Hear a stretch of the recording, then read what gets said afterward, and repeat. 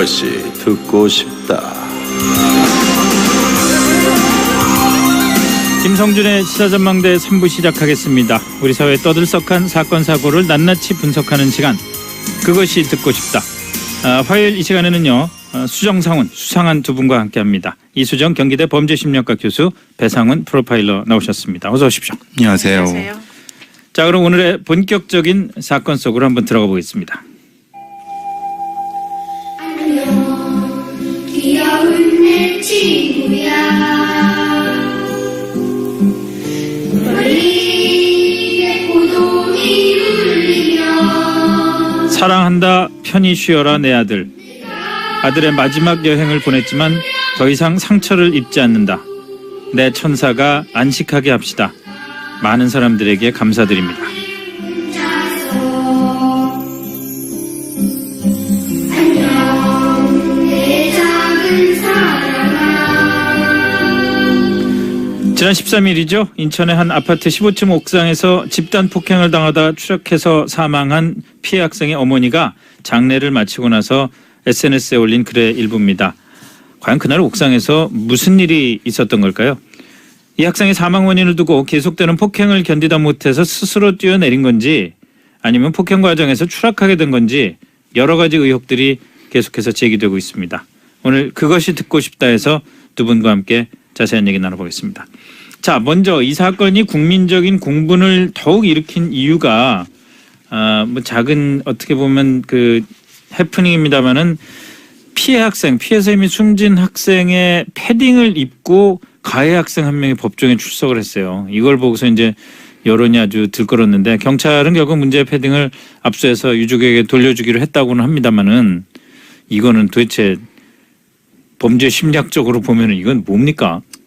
글쎄, 일단은 양심의 가책이 없다, 뭐 죄의식이 없다, 이렇게도 얘기할 수 있겠지만, 네. 또 한편으로 생각을 해보면 이 학생들이 그만큼 상황 분별력이 없다. 이게 사실은 패딩이라는 게 제일 중요한 증거물이 사실 될 수 있는 거잖아요. 그러니까요. 뭐 범죄에 대한 입증을 하는 그런 증거물이 될 수도 있는 거를 법정에 입고 출석을 했다. 예. 이건 사실 성인으로서는 사실 상상하기가 어려운 일인데, 네. 이들이 아직은 10대이다 보니 이 이제 상황 분별력이 굉장히 좀 부족하기 짝이 없다, 이렇게 이제 보입니다. 기본적으로 이 예. 범죄는 이 범죄가 어떤 범죄인지를 구조적으로 봐야 되는 겁니다. 이 범죄는 링 집단에 의한 범죄고, 링 집단이라는 링 것은 집단이요? 예. 갱 이전의 링이라고 하는데요. 이거는 이제 우리가 가출팸이라고 하는 회귀한 용어를 쓰지만은 정확히 범죄 분류상으로는 링이라는 개념을 써야 됩니다. 그러니까 우리는 그런 뭐 그 학자들이 이런 공부를 안 하기 때문에 네. 흔히 말하는 갱이 되기 전에 링이 있는 건데, 링이 되기 전에 인포멀한 집단에서 그 흔히 말하는 일탈적 집단이 전환할 때 이 아이들이 독특한 행동 패턴이 있습니다. 예. 그러니까 이 아이들의 왜 여자아이가 끼어 있고, 오늘 나온 것처럼 여자아이가 둘이 더 끼어 있고, 그리고 이 아이들이 왜 피해자 아이의 방에 가서 그 행동을 했고, 왜 전자담배가 피해자 집에 나왔고 패딩을 입은, 이건 아주 정확하게 맞아 들어가는 행동 패턴이거든요. 그러니까 그냥 단순히 해프닝으로 생각해서 왜 뺏었지, 쟤네들 왜 입었지, 이렇게 생각하면 이거는 이제 넌센스고, 그렇게 생각하면은 완전히 이건 이 사건을 이해하지 못하는 거거든요. 예. 기본적으로 왜냐하면은 이 아이들은 피해자한테 그런 물건을 은닉해서 자기한테 증거가 나오지 않도록 여러 곳의 피해자들한테 이렇게 은닉해 두는 습성을 가지고 있습니다. 네. 그렇기 때문에 이 패딩도 그렇고, 뭐 저기 전자담배도 그렇고, 전자담배가 그 아이 피해자 아이 것 천만에 맞습니다. 그러니까 이건 잘못 알고 있는 부분인 거고. 네. 그러니까 이 왜 패딩도 이렇게 나타났는가에 대한 거를 이 집단의 구조적인 걸 파악해야지만이 이게 나중에 추락사냐 살인이냐 이런 것을 파악하는데 기본적인 단서가 될 수 있거든요. 그래서 이제 좀 안타깝습니다. 이게 경찰들도 그런 얘기를 전혀 안 하고 있어갖고. 예. 참. 근데 아이들이 뭐 링이건 무슨 뭐 반지건 간에 집단 폭행을 옥상에서 모의했으면은 분명히 저러던 과정에서 아이가 떨어져서 숨질 수도 있다는 것도 당연히 생각을 했어야 되는데, 그런 생각도 못 하는 거겠죠. 글쎄, 그렇게 생각을 못했던 것 같습니다. 아마도 지금 이렇게 외부에 알려지는 것이 예견된 상황이라고 했으면 이렇게 벌리지를 않았겠죠. 네. 그리고는 이들이 말씀하신 대로 이날 처음 폭행을 한 게 아니라 네. 상당한 기간 동안 이 남학생과 여학생들이 어울려서 지금 여러 가지 비행을 저지르던 와중에 일종의 이제 위계 같은 게 형성이 돼가지고 결국 이제 지금 특히 이제 이런 집단 폭행을 해가지고 그 위계가 낮은 아이들의 물품들을 이제 취한 이런 일들이 굉장히 많이 있었을 걸로 보이고요. 그런 차원에서 보면 이게 일회성 사건이 절대 아니다. 그렇기 때문에 앞뒤에 어떤 종류의 일들이 있었는지가 사실은 이 사건의 본질을 파악하기 위해서 또 범행 동기를 정확히 추정하기 위해서 필요한 일이다 이렇게는 보이죠. 지금 제일 그 관심이 가기도 하고 중요하기도 한 부분이 이제 이 아이들이 재판을 받게 되는데 그 과연 폭행을 하는 과정에서 밀거나 부딪히거나 그래서 떨어져서 죽은 거냐 아니면은 폭행을 견디지 못했거나 또는 그 다른 그 심적인 고통 때문에 숨진 아이가 스스로 떨어져서 죽은 거냐. 근데 이 차이잖아요. 이게 살인과 상해치사를 구분하는 부분이 딱 그 점입니까? 정확하게 말씀하시면. 기본적으로 살인은 미필적 고의에 의한 살인. 그러니까 살인의 고의가 있었냐, 의도가 있었냐에 대한 부분이고 이렇게 때리고 이렇게 뭘 밀치고 그럴 때 충분히 살인을 죽을 걸 예측했는가.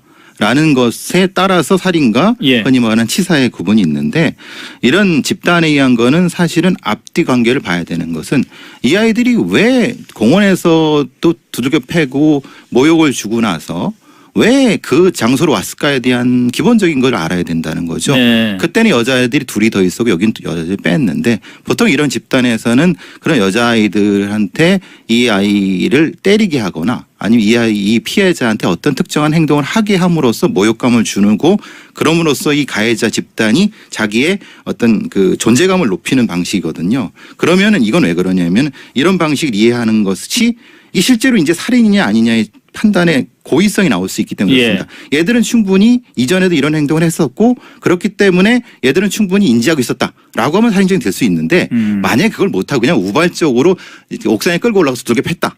라고 하면 그건 아닌 거죠. 네네. 근데 저는 전자라고 보는 겁니다. 왜냐하면 이 아이들이 몇 달 전부터 그 이전부터 이런 행동이 반복적으로 돼 있었고 계획도 하고 아주 강력한 위계가 있었다는 겁니다. 아까 교수님 말씀하신 것처럼 예.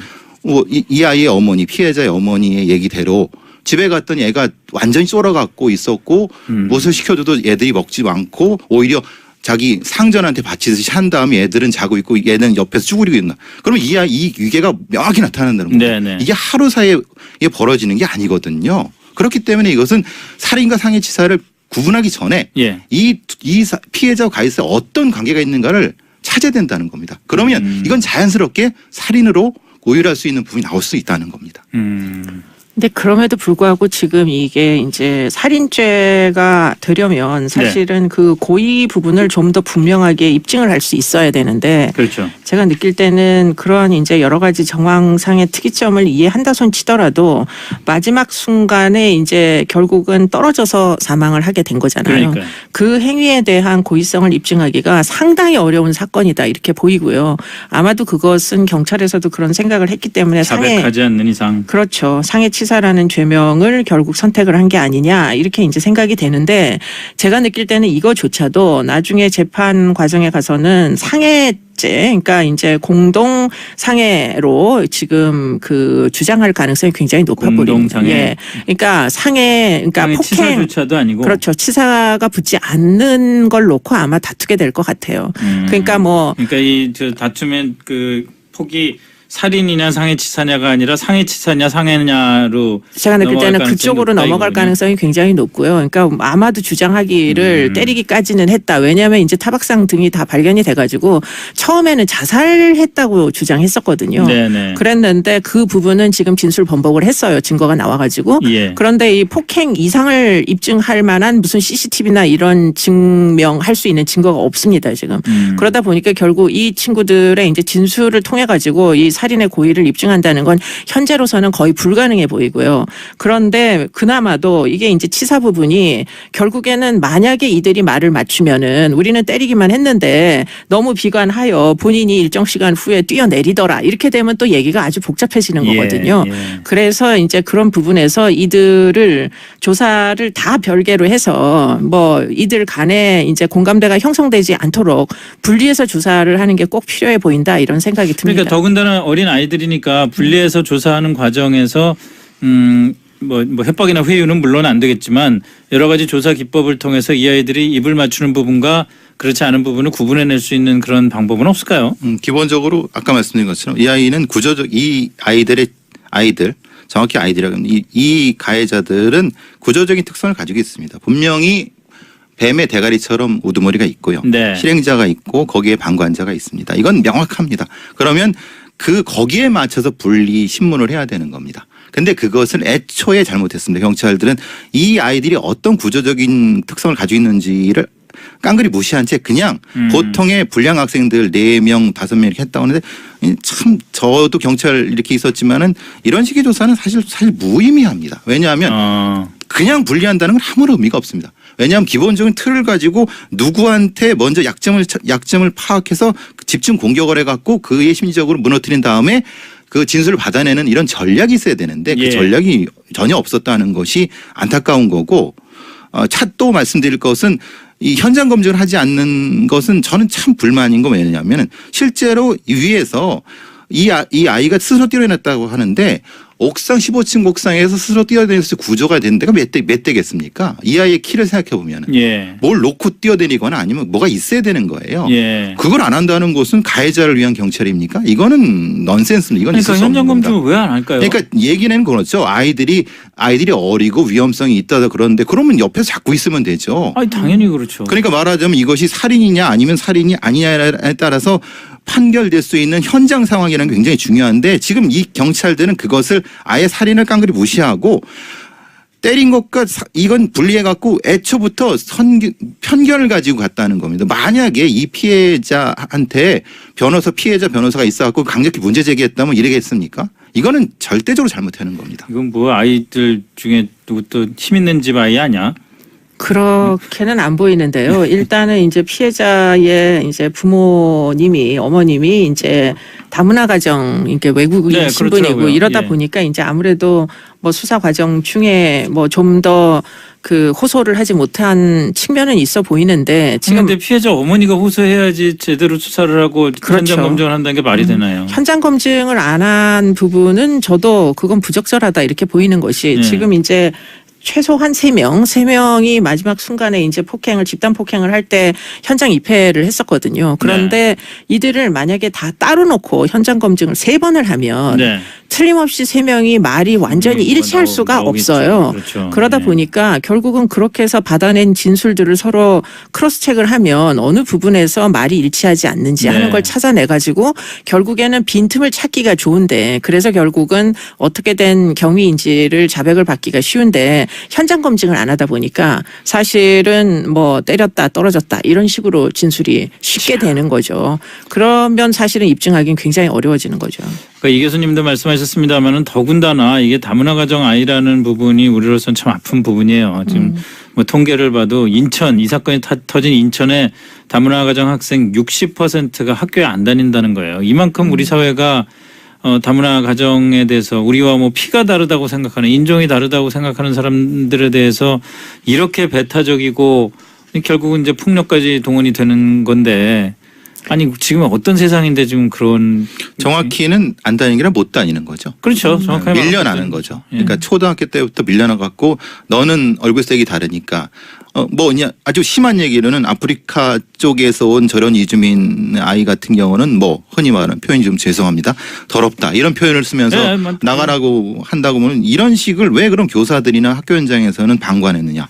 지금 방관했다는 것밖에 더 되겠습니까? 지금 뭐 이 피해자 학생이 학교를 그 사이에 잘 안 나갔다는 거 아니에요. 그러니까 뭐 방관을 하지 않았다고 주장할 수 있는 그런 뭐 근거도 없는 거죠. 학교를 안 나가는데 학생이 학교에서 뭐 이 학생이 나올 때까지 기다린다 이게 말이 안 되는 거죠, 사실은. 우리가 이제 다문화 가족 센터라는 게 있습니다. 근데 있습니다. 이것이 문제는 근데 그 결혼 이주 여성들을 중심으로 운영이 되고요. 그 학생들을 대상으로는 부서가 다릅니다. 이건 여기 교육부고 거기는 보건복지부예요. 이 부서 간에 또 벽도 엄청난 겁니다. 이거를 해결하자고 해도 넉놓고 있는 거죠. 지금 이런 문제가 발생하는 겁니다. 아니 그래서 사회적인 분위기를 바꿀 필요가 있는 게 지금 이 21세기에 세상은 정말 정말 서로 이리 섞고 저리 섞고 서로 힘혈합하고 말이 달라도 서로 손을 잡고 새로운 그 창의를 발휘하는 세상에 도대체 뭐 한민족,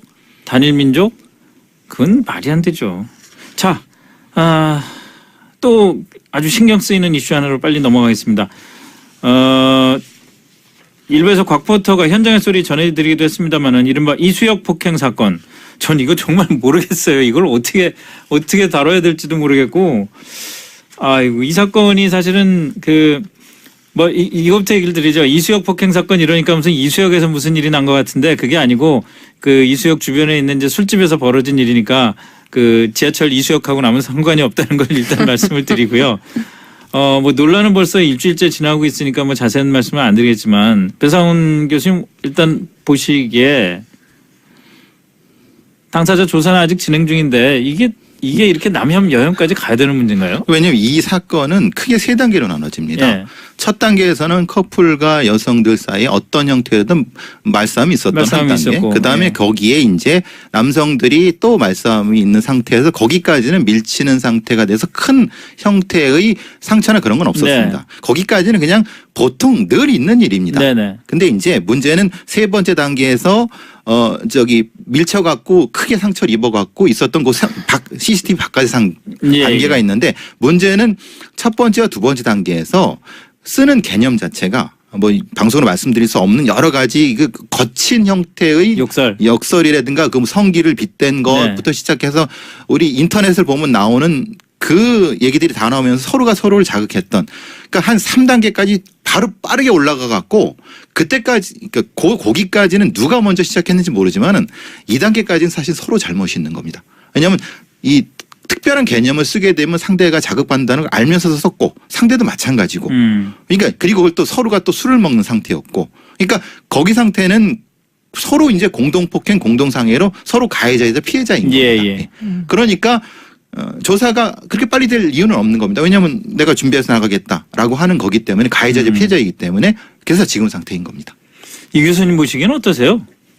글쎄 이게 첫 번째 사건이나 두 번째 사건이나 사실은 일종의 혐오, 적대감의 표출 뭐 이렇게 보이고요. 뭐 폭행 사건이라는 게 다 그런 거죠. 네. 근데 이제 첫 번째 사건은 인종에 대한 혐오가 결국은 집단 폭행의 이유가 충분히 됐을 걸로 보이고 지금 이제 두 번째 사건 같은 경우에는 뭐 남녀 간의 일종의 이제 서로 간의 적대적인 어떤 비하하는 이런 이제 혐오적 분위기가 있었는데 문제는 그런 것들이 있다 보니까 지금 이 사건이 커져가지고 이렇게 논란이 되고 있는 결과를 초래했다 이렇게 보입니다. 네. 만약에 그런 혐오 현상이 사회적인 혐오 현상이 없었더라면 아무도 이 사건은 사실 관심이 없었을 거예요. 이런 일들은 수없이 많은 뭐 그 음주시 그러니까요. 예. 그런데 지금 그게 지금 결국은 청와대 게시판을 타고 이렇게까지 뭐 여러 가지 인터넷에서 유명해진 이유는 결국은 이 남혐 여혐 현상이 이게 굉장히 심각한 수위에 도달했다. 이걸 보여주는 거거든요.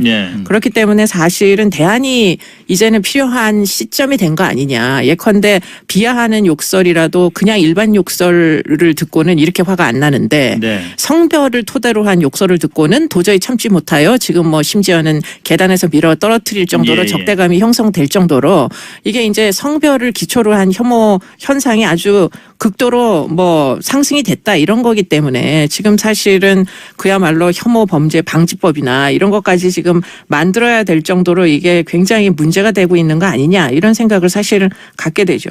기본적으로 이제 우리 사회에서 이제 헤이트 스피치, 혐오 표현에 대한 일정 정도의 규제는 필요하다고 봅니다. 미국과 같이 그렇게 표현의 자유를 좋아하는 나라에서도 혐오 방지에 대한 혐오 표현 방지에 대한 규제법이 있습니다. 왜냐하면 특히나 인종적인 문제가 그렇죠. 특히 우리나라 같이 이렇게 극단적인 형태의 진지전 형태로 가는 상태라고 보면 표현의 자유를 일정 정도 제한하는 한이 있더라도 혐오 표현에 대한 인터넷상이나 사이버상 공간상의 일정 정도 제약은 필요하다고 봅니다. 이것은 이대로 방치하다가는 우리 사회가 어디로 갈지 모르는 상황이라는 겁니다. 근데 이 혐오 표현을 규제한다. 이게 예를 들어서 뭐 그 댓글이나 이런 그 텍스트나 동영상에서 뭐 말로 하거나 그럴 때 그런 표현을 쓰면은 예를 들어서 뭐 벌금을 물리거나 뭐 이런 거잖아요. 근데 예를 들어서 폭행 사건 이런 것 같은 폭행 사건이 벌어졌을 때 주먹으로 10대 때린 거하고 아무 말 없이 그다음에 혐오 표현을 쓰면서 5대 때린 거 하고 그럼 그 중에서 혐오 표현을 쓰면서 5대 때린 게 더 가중처벌을 받아야 된다 뭐 이렇게 되는 건가요? 뭐 이제 예를 들자면 헤이트 크라임이다. 예. 그러면 헤이트 크라임으로 처벌하는 구성 요건에 그런 종류의 이제 어떤 비하하는 발언, 어떤 특정 집단을 비하하는 발언 이거는 네. 충분한 요건 하나를 충족시키겠죠. 근데 만약에 그런 요건조차가 없으면 지금 이 사건 같은 경우에 아무리 서로 비하적인 어떤 성별을 토대로 한 발언을 해도 그것은 어떤 가중 요인이 사실 안 되는 거거든요. 그렇죠. 네. 모욕죄에서 이 성립 요건이 좀 애매하게 됩니다. 서로 주고받았기 때문에 고연성이 떨어지게 되는 거죠. 그러니까 제가 그래서 궁금한 건데, 그러니까 소위 인종 문제라든지 이런 것과 관련된 그 헤이트 스피치를 규제한다. 이거는 어떤 인종 간의 그 지배와 피지배라든지 뭐 그 갖고 있고 못 갖고 있고 권력 관계 문제에서 권력이 있는 쪽이 없는 쪽에 대한 비난을 하는 거에 대한 규제를 하는 거잖아요, 사실상. 미국 같으면은 주류인 백인 네. 계층이 뭐 주류가 아닌 그 유색인종한테 하는 건데 남녀 간에 이 헤이트 스피치를 규제한다는 게 그럼 거기서의 권력 관계는 뭔가요? 그럼 그 법 자체가 남녀 간의 권력 관계가 상하로 존재한다는 걸 인정을 하고 들어가 버리는 거잖아요. 근데 이제 뭐 인정하든 인정하지 않든 우리 예. 사회는 틀림없이 가부장적인 문화권이다 보니까 예. 아무래도 여성을 비하했던 과거력이 존재하는 거죠. 사실은 지금 이 남혐 여혐 현상이라는 것 자체가 예. 성별이 동등했으면 일어날 만한 상황이 아닌 거예요. 그럼 서로 욕하다 마는 거죠, 뭐. 네, 그러니까 지금 계속 이렇게 욕하고 많은 지금까지는 예. 그냥 내버려 뒀던 거죠. 이 젊은 예. 친구들이 이렇게 그냥 뭐 서로 간에 비하하는 젊은 혈기에 뭐 그럴 수 네, 있지. 그럴 수도 이러고. 있지. 그러고선 넘어갔는데 문제는 이게 이제 폭력 행위로 뭐 충분히 뭐 이렇게 연루될 가능성이 지금 이 사건으로 입증이 된 거나 마찬가지잖아요. 폭력으로 확대될 수가 그러면은 있으니까. 사실은 외국 같으면 이것을 제재하는 법률을 도입을 하는 것이 뭐 충분히 근거가 있다. 독일 같은 경우에 실제로 그렇게 하니까 그렇군요. 뭐 충분히 저는 근거가 된다고 생각합니다. 가중 예. 처벌 알겠습니다. 됩니다. 네, 여기까지 하죠. 배상훈 프로파일러, 이수정 경기대 범죄심리학과 교수 두 분 수고하셨습니다. 고맙습니다. 감사합니다. 감사합니다. 네.